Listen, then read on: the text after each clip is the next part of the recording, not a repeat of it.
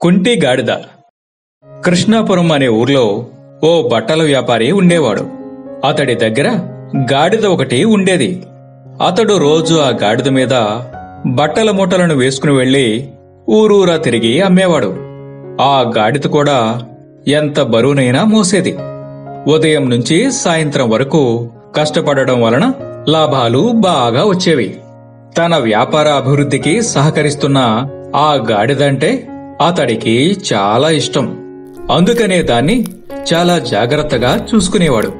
ఓసారి వ్యాపారి పెద్ద మొత్తంలో బట్టల కొనుగోలు నిమిత్తం పొరుగు దేశం వెళ్లవలసిన పని పడింది.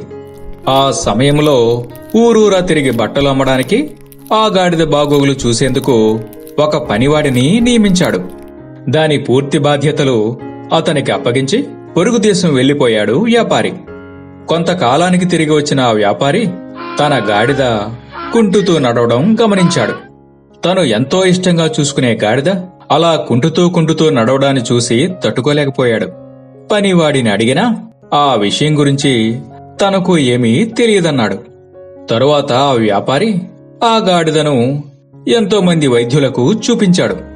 అయినా ప్రయోజనం లేకపోయింది. గాడిదను చూసిన ఏ వైద్యుడు అదెందుకలా కుంటుతుందో కారణం కనిపెట్టలేకపోయారు. అలా కొంతకాలం గడిచిన తరువాత ఆ ఊరికి ఓ సాధువు వచ్చాడు. మహాజ్ఞాని అయిన సాధువు తన గాడిద ఎందుకు కుంటుతుందో చెబుతాడని నమ్మిన వ్యాపారి అతడి వద్దకు గాడిదతో సహా వెళ్లాడు. విషయమంతా విన్న ఆ సాధువు, ఈ గాడిద ఆలనాపాలనా చూసుకునేవాడిని ఇక్కడికి తీసుకురండి అన్నాడు.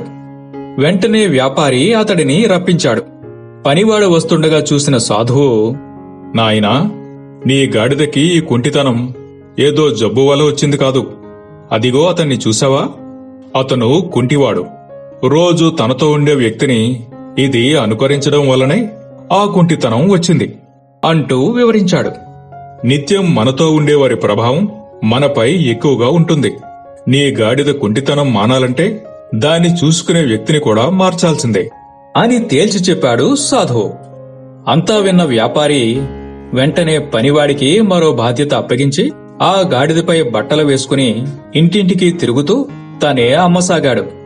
కొంతకాలానికి ఆ గాడిద యజమానిని అనుకరించి మామూలుగా నడవడం మొదలుపెట్టింది. ఈ కథలో నీతి ఏమిటంటే, మన చుట్టూ ఉండేవారి ప్రభావం మనపై తప్పనిసరిగా పడుతుంది. నక్క ఉపాయం. ఒక అడవిలో కొన్ని తేనెటీగలు ఉండేవి. ఆ తేనెటీగలన్నీ ఎంతో కష్టపడి అడవంతా తిరిగి తేనెను సేకరించేవి.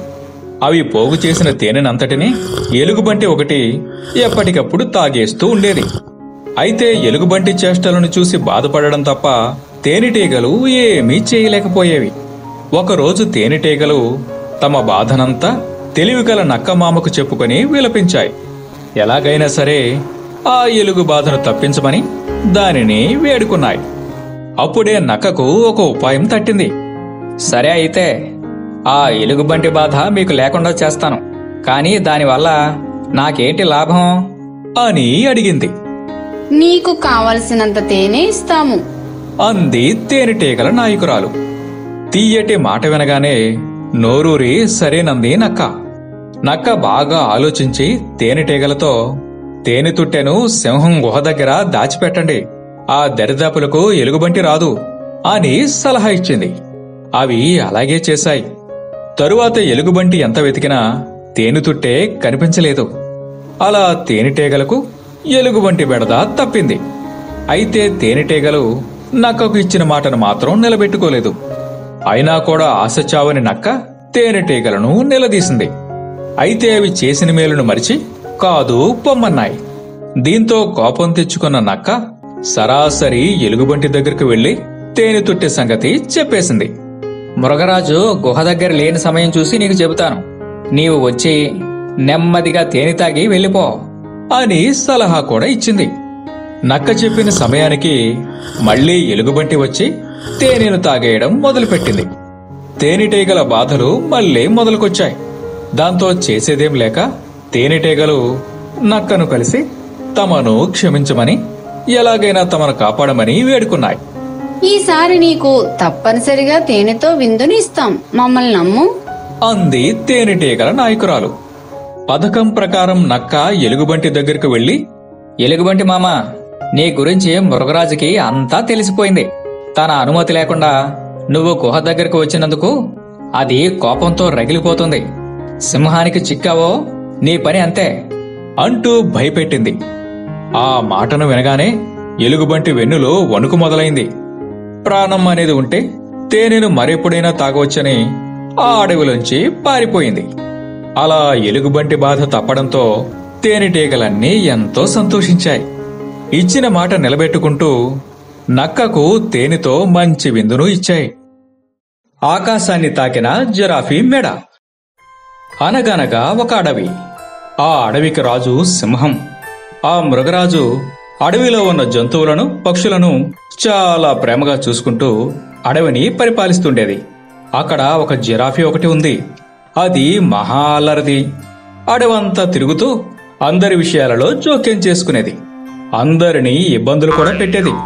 ఎదుటివారి రహస్యాలు తెలుసుకుని వారికి కష్టం నష్టం కలిగించి చాలా ఆనందించేది. ఒకరోజు జిరాఫీ కొంగ ఇంటి వైపుగా వెళ్ళింది. అదే సమయంలో కొంగ తన మిత్రుడైన నక్కను భోజనానికి ఆహ్వానించిందేమో. ఇంటి వెనుక వంట చేస్తూ హడావిడిగా ఉంది. కొంగ ఏం చేస్తుందో చూడాలని జిరాఫీ తన మెడను చాచి ఇంటి వెనుక వైపునకు చూసింది. కొంగ వండుతున్న రుచికరమైన వంటలను చూడగానే దానికి నోరూరింది.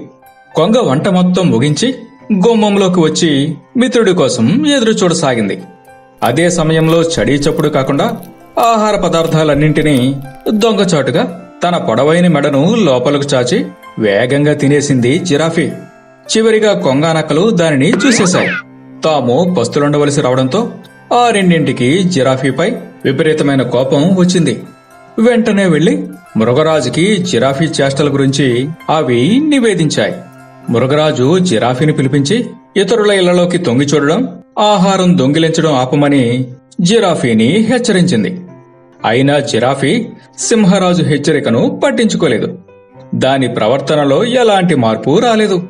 మరొక రోజు జిరాఫీ ఎక్కడో ఆకాశంలో చెట్టుకొమ్మ చివరన ఉన్న పక్షిగూడును చూసింది. తన మెడను చాచి అందులో ఉన్న గుడ్లను తీసేసింది. పక్షికి తెలియకుండా వాటిని దాచింది. ఆ గుడ్ల గురించి తనకేం తెలియదంటూ చాలాసేపు పక్షిని ఏడిపించింది. చివరకు అడవిరాజుతో తిట్లు తిని ఆ గుడ్లను దానికి తిరిగిచ్చేసింది. ఈసారి మేక ఇంటికి వెళ్ళింది. మేక తన బుజ్జి పిల్ల కోసం ఆఖరి వరకు ఎవరికీ చెప్పకుండా చాలా ఆశ్చర్యపరచాలని పుట్టినరోజు వేడుకకు సిద్ధం చేస్తోంది. జిరాఫీ మెడచాచి చాటుగా ఇంట్లో జరుగుతున్న అన్ని సన్నాహాలను చూసేసింది. ఉండబట్టలేక వేగంగా బుజ్జి మేక దగ్గరకు వెళ్లి లోపల తన తల్లి పుట్టినరోజు కోసం ఏమేం చేస్తుందో అంతా ముందే చెప్పేసింది జిరాఫీ. తను రహస్యంగా చేస్తున్నదంతా వెల్లడించేయడంతో మేకకు చాలా కోపం వచ్చింది. జిరాఫీపై మృగరాజుకి ఫిర్యాదు చేసింది. దాని ప్రవర్తనతో విసిగిపోయిన సింహం జిరాఫీని ఒక చోట బంధించి ఉంచింది. కాని జిరాఫీ తన తెలివితేటలతో అక్కడి నుండి తప్పించుకుని బయటకు వెళ్లిపోయింది. ఆ తర్వాత కూడా అందరిళ్లలోకి తొంగి చూస్తూనే ఉంది. ఇక లాభం లేదని జిరాఫీకి ఎలాగైనా గుణపాఠం చెప్పాల్సిందేనని మృగరాజు తీవ్రంగా ఆలోచించి ఒక నిర్ణయానికి వచ్చింది. మిగిలిన జంతువులను పిలిచి, జిరాఫీ అల్లరి చేష్టలు రోజురోజుకి మితిమీరిపోతున్నాయి. మీ రహస్యాలను తెలుసుకుంటోంది, ఇబ్బందులు పెడుతోంది. దానికి కారణం దాని పొడవైన మెడ. అందుకే అది అందరి విషయాలలోనూ తలదూరుస్తోంది. దానికో పరిష్కారం చెబుతాను, వినండి. ఈ పొడిని మీ ఇళ్ల చుట్టూ చల్లుకోండి. అది వచ్చి ఈ పొడి మీద అడుగుపెట్టగానే దాని మెడ పెరగడం మొదలవుతుంది. అది అక్కడ నుండి పారిపోయే వరకు దాని మెడ పెరుగుతూనే ఉంటుంది అంటూ పకపక నవ్వింది సింహం. మరుసటి రోజే జిరాఫీ పిల్లి ఇంటికి వచ్చి ఎప్పటిలాగే తొంగి చూసింది. ఆ పొడిపై కాలు వేయడంతో దాని మెడ పొడవుగా సాగుతూ వెళ్లి ఆకాశాన్ని తాకడం ప్రారంభమైంది. దాంతో కంగారు పడిన జిరాఫీ భయపడి అక్కడి నుండి వేగంగా పారిపోయింది. ఆ తరువాత మరలా ఏ జంతువుల ఇంటిలోకి తొంగి చూడనే లేదు. జిరాఫీకి తగిన శాస్తి జరగడంతో అడవిలోని మిగిలిన జంతువులన్నీ చాలా సంతోషించాయి. ఈ కథలో నీతి ఏమిటంటే, ఎదుటివారు నిందించడానికి ముందే మన చెడు అలవాట్లను మనమే వదులుకోవడం మంచిది. గాడిద తెలివి. అనగనగా ఒక ఊరిలో గోపయ్య అనే రైతు ఉండేవాడు. అతనికి ఉన్న భూమిలో రకరకాల పంటలు పండించేవాడు. అతని దగ్గర ఒక ఎద్దు ఉండేది. దానికి నాగలి కట్టి పొలం దున్నేవాడు. తరువాత బండి కట్టి బస్తాలను లాగించేవాడు. అది అలా రోజంతా పనులు చేసి చేసి సాయంత్రానికి చాలా అలసిపోయేది. ఒక్కోసారి యజమాని మీద దానికి విపరీతమైన కోపం వచ్చేది. కాని ఏమీ చేయలేని పరిస్థితి. ఎప్పుడు తనకు మంచి రోజులు వస్తాయా అని ఎదురుచూసేది.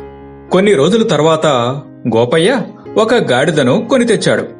ఎద్దు దగ్గరే దానిని కట్టేయడంతో దాంతో పరిచయం పెంచుకుని అక్కడి విషయాలు తెలుసుకోవాలనుకుంది గాడిద.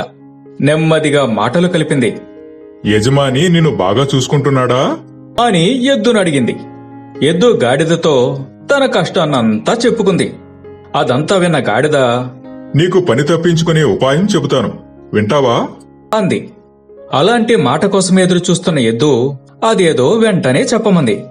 మేత మానేసి నీళ్లు మానేసి జబ్బు చేసినట్లుగా నటించు. తరువాత మన యజమాని నీకు ఎలాంటి పని చెప్పడు అని సలహా ఇచ్చింది గాడిద. మర్నాటి నుంచే ఎద్దు లేవలేదు, మేత తినలేదు, నీళ్లు తాగలేదు. జబ్బు పడ్డదానిలా నటించింది. రైతు దాన్ని చూసి జాలిపడి వదిలేసి పొలానికి వెళ్లిపోయాడు. గాడిద చెప్పినట్టే జరగడంతో ఎద్దు చాలా సంతోషించింది. మరో వారం రోజుల పాటు ఎద్దు అలాగే చేసింది. ఇక చేసేది లేక గోపయ్య అనారోగ్యంగా ఉన్న ఎద్దును వదిలిపెట్టి బలంగా ఉన్న గాడిదను పొలానికి తీసుకుని వెళ్లాడు. దానితో ఇంతకు ముందు ఎద్దు చేసే పనులన్నీ చేయించాడు. అలా కొన్ని రోజులు గడిచాయి. రోజంతా పనులు చేసి చేసి అలసిపోయి సాయంత్రానికి సరిగ్గా నిలబడలేకపోయేది గాడిద. ఎద్దు మాత్రం చాలా ఆనందంగా ఉండేది. ఎద్దును చూసి బాధతో అయ్యో పొరపాటు చేశానే, సహాయం చేద్దామనుకుంటే ఆ పని అంతా నా మీద పడింది. ఏదైనా మార్గం ఆలోచించాలి అనుకుంది గాడిద. ఆ రాత్రంతా తీవ్రంగా ఆలోచించి ఒక నిర్ణయానికి వచ్చింది. మరునాడు ఎద్దును కలిసినప్పుడు నాకు నిన్ను చూస్తుంటే చాలా బాధగా ఉంది మిత్రమా. ఎందుకంటే ఏ పని చేయని నిన్ను పోషించడం దండగట. రేపు నిన్ను పశువధశాలకు తోలుకుని పోతానని మన యజమాని మరొకరితో చెబుతుండగా నేను విన్నాను అంది గాడిద. అంతే, ఎద్దుకు భయం వేసింది. ఇక తన నాటకానికి స్వస్తి పలకాలనుకుంది. మరునాడు మామూలుగా మేత తిన్నది. ఆనందంగా అటు ఇటు తిరిగింది. ఎప్పటిలానే ఆరోగ్యంగా కనిపించడంతో రైతు ఎద్దును పొలానికి తీసుకుని వెళ్లాడు. దాంతో గాడిద తనకు పని తప్పినందుకు ఊపిరి పీల్చుకుంది. ఈ కథలో నీతి ఏమిటంటే, ఒక్కోసారి మనం ఇచ్చే సలహాలు మనకే కష్టాన్ని తెస్తాయి. అడవిని కాపాడిన పక్షులు. ఒక అడవిలో పెద్ద చెట్టు ఒకటి ఉండేది. ఆ చెట్టు మీద రకరకాల పక్షులు నివసిస్తూ ఉండేవి. వాటికి ఒక తెలివైన పక్షి నాయకుడిగా ఉండేది. పక్షులు తమ నాయకుడు చెప్పినట్టే వినేవి. తమ నాయకుడి వెంటే ఆహారానికి ఆకాశంలో ఎగురుకుంటూ వెళ్లేవి. నేల మీద ఆహారం కనిపించినా తొందరపడకుండా తమ నాయకుడి ఆదేశాల కోసం ఎదురు చూసేవి. అక్కడ దగ్గరలో ఎటువంటి ఆపద లేదని నిర్ధారించుకుని తమ నాయకుడు ఒప్పుకున్న తర్వాతే క్రిందకి దిగేవి. ఆనందంగా ఆహారాన్ని తినేవి. తిరిగి సాయంత్రానికి హాయిగా గూటికి చేరేవి. అయితే వాటితో పాటు ఆ చెట్టు మీద ఉండే ఒక ఆకతాయి పక్షి మాత్రం నాయకుడి మాటలను లెక్క చేసేది కాదు. ఎందుకంటే దానికి కూడా నాయకుడు కావాలనే దురాశ. నాయకుడు ఒకటి చెబితే అది మరోటి చేసేది. పైగా మిగిలిన పక్షులు కూడా తన మాట వినాలని ప్రయత్నాలు చేస్తుండేది. తన మాటను ఎవ్వరూ పట్టించుకోకపోవడంతో కోపంతో రగిలిపోయేది. తనకు ఒకరోజు రాకపోదని సమయం కోసం ఎదురు చూసేదా ఆకతాయి పక్షి. ఒకరోజు ఆ పక్షులు నివసించే చెట్టుకు కాస్త దూరంలో మంట రావడం నాయకుడు గమనించాడు. అడవిలో కారుచిచ్చు మొదలైనట్టుంది. అయినా ఎవరూ భయపడకండి. మనకు ఇంతకాలం ఆశ్రయాన్నిచ్చిన ఈ అడవిని వదిలి వెళ్లకుండా ప్రమాదాన్ని ధైర్యంగా ఎదుర్కొందాం అని మిగతా పక్షులతో అన్నది. కొన్ని పక్షులు దానికి ఒప్పుకున్నాయి. మరికొన్ని పక్షులు అక్కడ ఉండడం మంచిది కాదన్నాయి. ఇదే అదనుగా భావించిన ఆకతాయి పక్షి, మన నాయకుడికి చాదస్తం ఎక్కువ. ముందు చూపు లేకుండా ఎక్కడే ఉంటే అందరం మంటలకు కాలి బూడిదైపోతాం. నన్ను నాయకుడిగా ఒప్పుకునేవారు నాతో రావచ్చు. నేను వారికి మంచి దారి చూపిస్తాను అన్నది. నాయకుడు ఎంత చెప్పినా వినకుండా ఆ ఆకతాయి పక్షి మాటలు నమ్మిన కొన్ని దాని వెంట వెళ్లిపోయాయి. కొంతసేపటికి నిప్పు అడవిలోని కొంత ప్రాంతాన్ని కాల్చుకుంటూ ముందుకు రాసాగింది. ఇక్కడే ఉన్న పక్షులు నాయకుడు చెప్పినట్టు దగ్గరలోని నదిలో నుంచి నీళ్లు తీసుకొచ్చి మంటలపై చల్లడం మొదలుపెట్టాయి. చిన్న చిన్న పక్షులు పడుతున్న కష్టాన్ని, వాటి ధైర్యాన్ని చూసి జంతువులు కూడా నీళ్లు తీసుకొచ్చి చల్లడం మొదలుపెట్టాయి. అవన్నీ చాలాసేపు శ్రమించి మంటలను ఆర్పేశాయి. కొంతకాలానికే మళ్లీ అడవంతా పచ్చగా మారిపోయింది. పక్షులన్నీ ఎప్పటిలా సంతోషంగా ఉన్నాయి. ఆకతాయి పక్షి మాటలు విని దానితో వెళ్లిన పక్షులన్నీ ఆహారం దొరకక నానా కష్టాలు పడి వెనక్కి తిరిగి వచ్చేశాయి. తమ తప్పు తెలుసుకుని నాయకుడిని క్షమించమన్నాయి. మంచితనం గల నాయకుడు క్షమించేయడంతో తిరిగి ఎప్పటిలా ఆ చెట్టు పక్షులతో నిండిపోయింది. ఈ కథలో నీతి ఏమిటంటే, కష్టాలను ధైర్యంగా ఎదుర్కొనే వారికి ఎప్పుడూ మంచే జరుగుతుంది. తప్పిపోయిన పిల్ల ఆవు. ఒకానొక ఊరిలో ఒక రైతు వద్ద ఆవు దూడ ఉండేవి. ఆ రైతు వాటిని చాలా బాగా చూసుకునేవాడు. రెండింటినీ దగ్గరలోని అడవిలోకి తోలుకుని వెళ్లి రోజంతా మేపేవాడు. అతనికి వేరే పనిపడినప్పుడు తల్లి బిడ్డలను ఆహారం కోసం స్వేచ్ఛగా విడిచిపెట్టేసేవాడు. వాటికి అలవాటైన చోటు కావడంతో అడవిలో ఎలాంటి భయం లేకుండా హాయిగా మేతమేసి సాయంత్రానికి తిరిగి ఇంటికి చేరేవి. ఇంటి దగ్గర కూడా బోలెడు మేత వేసేవాడు.